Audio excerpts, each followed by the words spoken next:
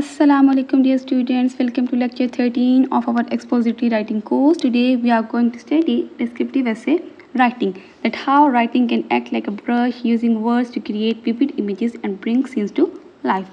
Okay, let's begin. First of all, have a look at what is a descriptive essay. Descriptive essay होता क्या है?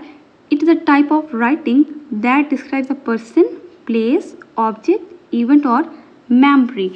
A descriptive essay focuses on painting a picture with words. Instead of telling a story like a narrative essay, it describes something in detail. This could be a person, place, object, event or even it can be a memory भी हो सकती है. तो narrative ऐसे descriptive essay क्या होता है, इसमें आप लोग किसी ना किसी चीज़ को डिटेल में डिस्कस कर रहे होते हो, डिस्क्राइब कर रहे होते हो. नरेटिव ऐसे में क्या डिस्कस किया था हमने कि वो उसमें स्टोरी टेलिंग आप लोग कर रहे होते हो. स्टोरी के जो एलिमेंट्स हैं वो एक तो राइटर यूज़ कर रहा होता है और अपना कोई ना कोई पर्सनल एक्सपीरियंसेस बता रहा होता है. अब नेक्स्ट हमारे पास है गोल. डिस्क्रिप्टिव ऐसे का मेन गोल क्या होता है? It's main aim is to create a vivid picture in the reader's mind, to make the reader see, hear, feel or imagine the things being described. The essay uses strong vocabulary, imagery and sensory details so that the reader feels as if they are experiencing it themselves.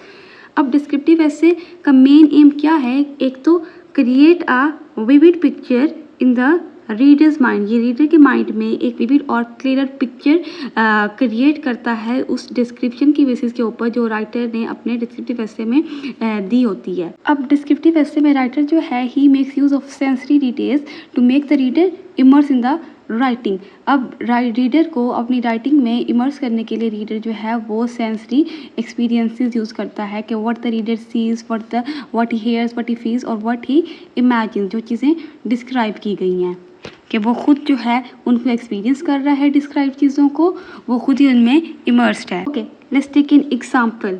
यहाँ पे आप writer ने अपने descriptive ऐसे की first line जो है वो इस तरह से क्राफ्ट की है कि my grandmother's old wooden chair creaked with every sway, carrying the scent of polished oak. This example describes not just the chair's look, but also its sounds, creaked and smell, scent of polished oak. These sensory details make the chair feel real to the reader.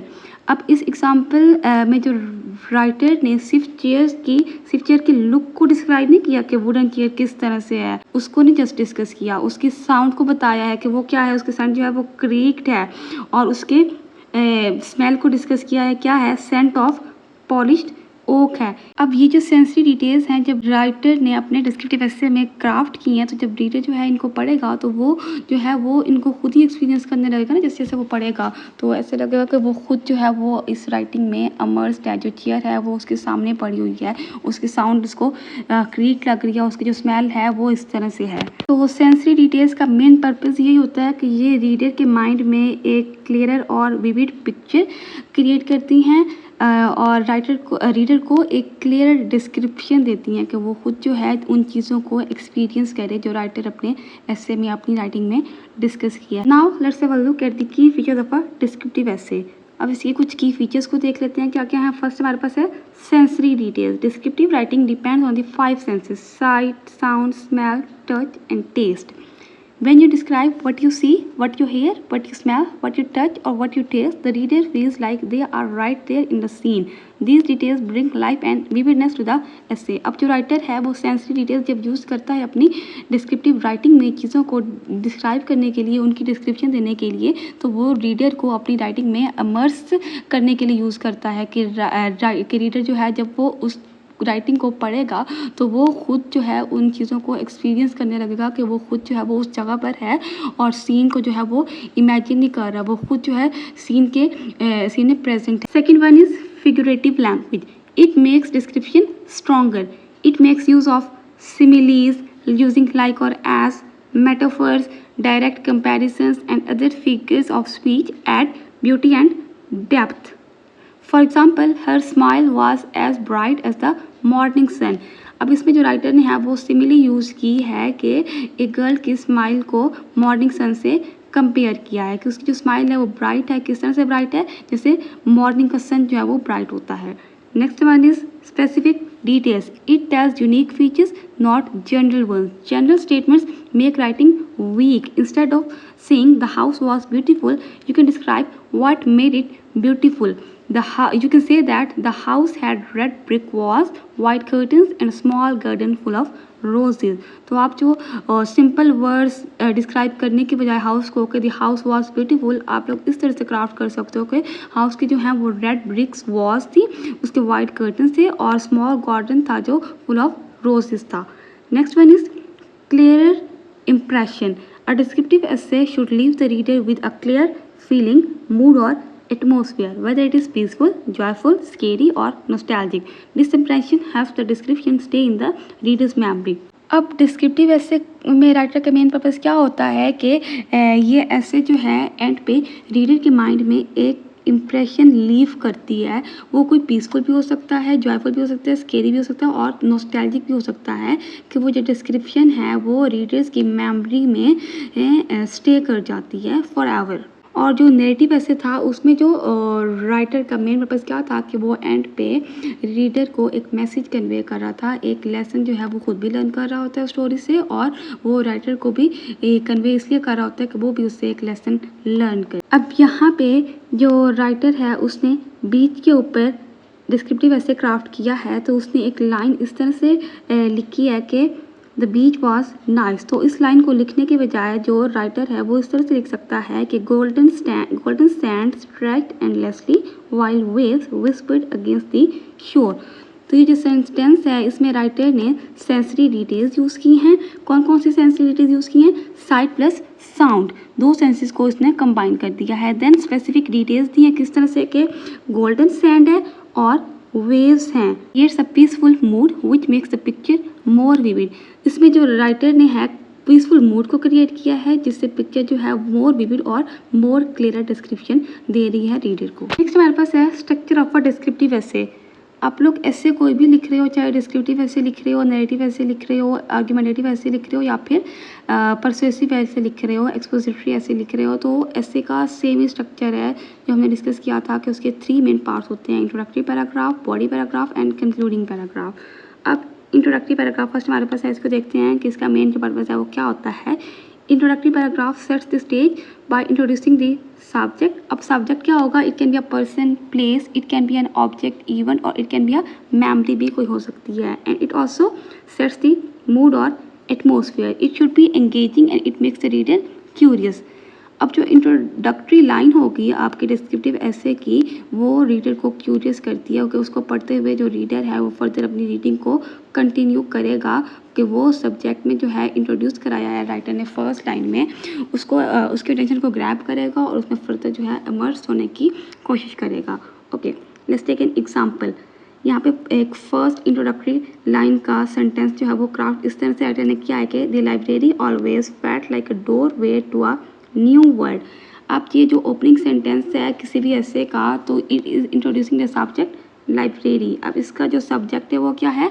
Library है. And it sets a mood off mystery and wonder. अब इसमें mood किस type का writer ने बताया है? Mystery का और वंडर का. नेक्स्ट हमारे पास है बॉडी पैराग्राफ्स. अब बॉडी पैराग्राफ्स क्या होती हैं? ये बॉडी होती है आपके ऐसे की कि उसमें 3 to 4 पैराग्राफ जो हो सकते हैं. आपका जो ऐसे है कि थीसिस स्टेटमेंट है वो फर्दर डिवेलप हो रही है in the form of body paragraph कि ईच एस्पेक्ट जो है वो थीसिस स्टेटमेंट में डिस्कस किया गया वो एक बॉडी पैराग्राफ में डिस्कस होगा.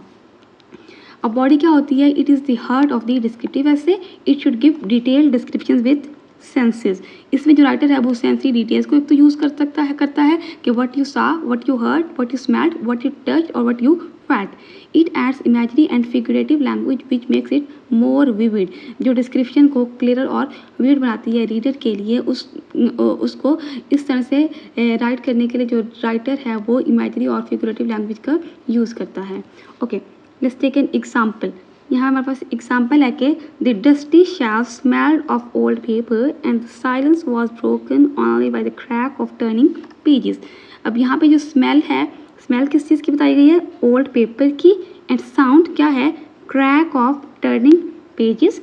It is creating a strong image in the readers mind. अब यहाँ पे जो राइटर ने 2 टाइप की सेंसरी डिटेल्स यूज़ की हैं, एक तो स्मेल की यूज़ की है और एक साउंड की यूज़ की है. And the last one is conclusion. Concluding paragraph क्या है? इट रैप्स अप और summarises the essay by giving the overall impression or the personal meaning of the description. It leaves the reader with the writer's final thought or feeling about the subject. अब ये जो concluding paragraph होता है इसमें जो writer है वो कोई ना कोई इम्प्रेशन लीव करता है रीडर के माइंड के, उसमें जो सब्जेक्ट है वो डिस्कस किया गया है ऐसे में। अब डिस्क्रिप्टिव ऐसे का जो कंक्लूडिंग पैराग्राफ होता है वो रीडर के माइंड पे कोई ना कोई इम्प्रेशन लीव करता है ऐसे में डिस्कस किया गया सब्जेक्ट। अब यहाँ पे हमारे पास एग्जाम्पल है, उसको देख लेते हैं। To me that library was not just a building, it was a sanctuary of imagination. This reflection, this concluding sentence gives personal meaning and shows why the description matter. अब इस लास्ट कंक्लूडिंग सेंटेंस में जो writer है वो अपना personal view दे रहा है library के बारे में कि उसके लिए जो वो लाइब्रेरी है वो सिर्फ एक बिल्डिंग नहीं है, वो उसके लिए सेंचुरी है इमेजिनेशन की, कि ये डिस्क्रिप्शन जो है क्यों उसके लिए मैटर करती है लाइब्रेरी की जो उसने अपने होल एसे में दी है। अब यहाँ पे हमारे पास कुछ राइटिंग टिप्स है किस तरह से आप अपने डिस्क्रिप्टिव एसे को क्राफ्ट कर सकते हो कि आप एक गुड डिस्क्रिप्टिव एसे राइट कर सकते हो। फर्स्ट हमारे पास है show, don't just tell. Instead of directly telling the reader something that the garden was beautiful, you have to show it through details that roses in full bloom filled the air with a sweet fragrance. अब आप लोगों ने just ये नहीं बताना कि garden जो है वो ब्यूटीफुल था, आप लोगों ने ये बताना है कि उन रोजेज़ जो थे वो गार्डन में फुल ब्लूम में थे और उनमें जो है वो स्वीट फ्रेगरेंस उनकी पूरे गार्डन में जो है वो फैली हुई थी, स्प्रेडेड थी। Showing helps the reader experience the scene instead of just reading a statement. अब इसमें जो डिस्क्रिप्टिव एसे में राइटर जो है वो सेंसरी डिटेल्स को यूज़ करता है ताकि रीडर जो है वो राइटिंग में इमर्स हो सके, एक तो वो सीन को जो है वो एक्सपीरियंस कर सके कि वो एट द मोमेंट जब वो सीन पे प्रेजेंट है जहाँ पे वो टेक प्लेस हो रहा है, कि वो जो है एक स्टेटमेंट को जस्ट रीड नहीं कर रहा, वो उसकी राइटिंग में इमर्स होने की कोशिश करता है उन सेंसरी डिटेल्स के थ्रू रीड करते हुए। Next is you have to use vivid specific words. Avoid general words like nice, good or bad. Instead of using general words, you have to choose specific colorful words that paint a clearer and vivid picture in the reader's mind. Okay, let's take an example. यहाँ पे आप लोग इस sentence को लिखने के बजाय कि dog was big, आप लोग इस तरह से लिख सकते हो The massive German shepherd towered over me, its sharp eyes watching closely. अब dog को आप लोगों ने किस तरह से डिस्क्राइब किया है कि dog, यहाँ पे आप लोगों ने डिस्क्राइब किया पहले कि डॉग जब वो बिग था, बिग लिखने की बजाय आप लोगों ने इसको लिख दिया मैसिव जर्मन शेफर्ड। डॉग को रिमूव कर दिया आप लोगों ने, उसकी जगह लिख दिया German shepherd. Then you have to organise logically by senses और space. A descriptive essay should follow a clear order, you can organise it by senses, कि सेंसेस के थ्रू भी आप लोग इसको लिख सकते हो किस तरह से कि firstly you have to describe what you see, then what you heard, then what you smell, कि आप लोग जो है 5 सेंसेस यूज़ कर सकते हो like sight, sound, smell, taste and touch. क्या आप लोगों ने देखा, क्या आप लोगों ने हेयर किया, then what you smell and what you heard.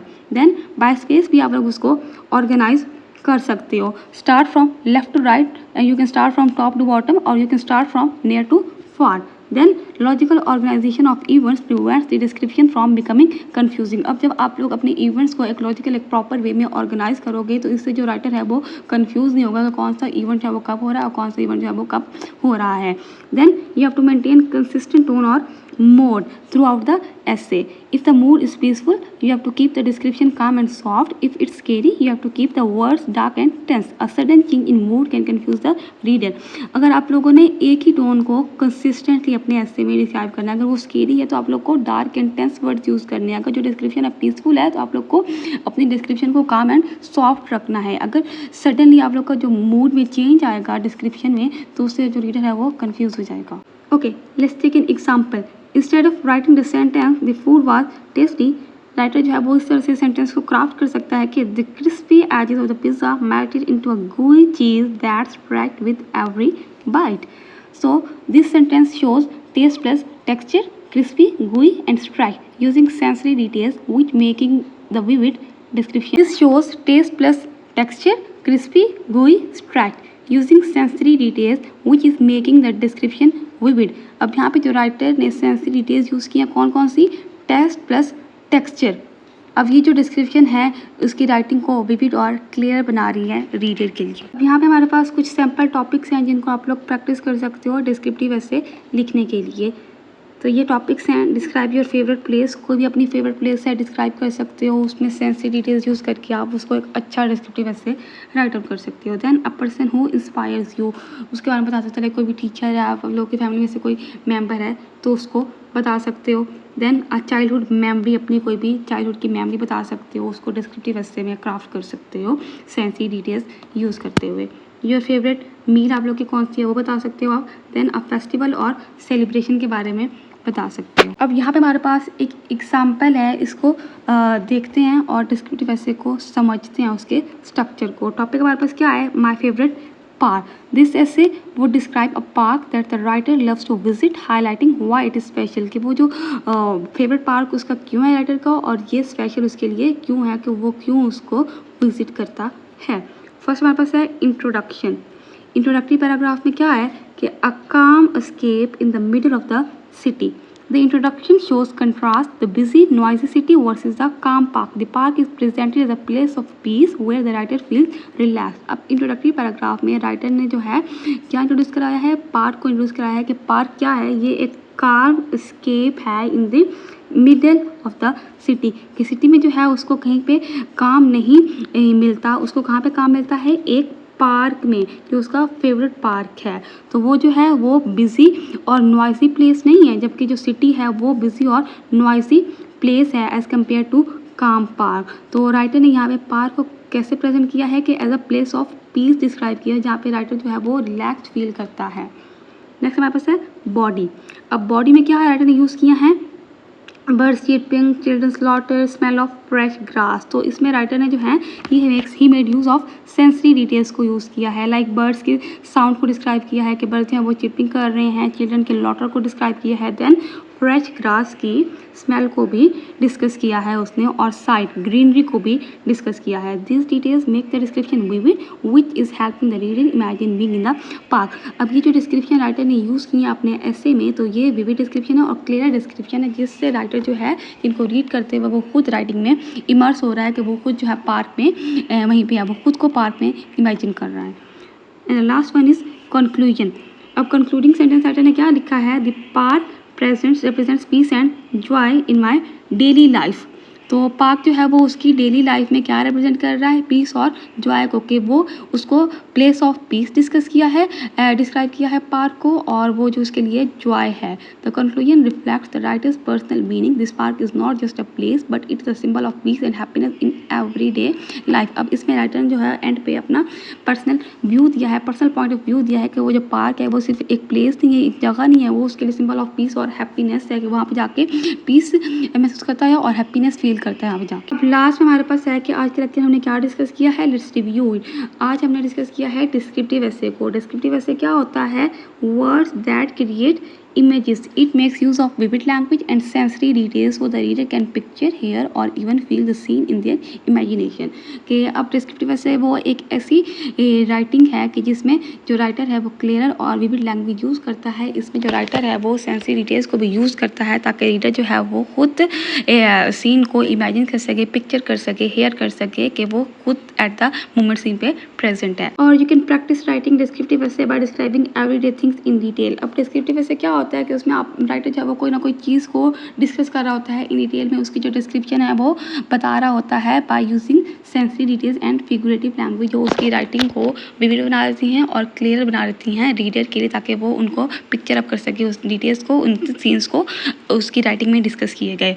तो आप लोग जो हैं पीछे हमने यहाँ पे ये सैम्पल टॉपिक डिस्कस किए हैं, आप लोग इनमें से किसी भी टॉपिक के ऊपर प्रैक्टिस कर सकते हो, डिस्क्रिप्टिव ऐसे को राइट कर सकते हो।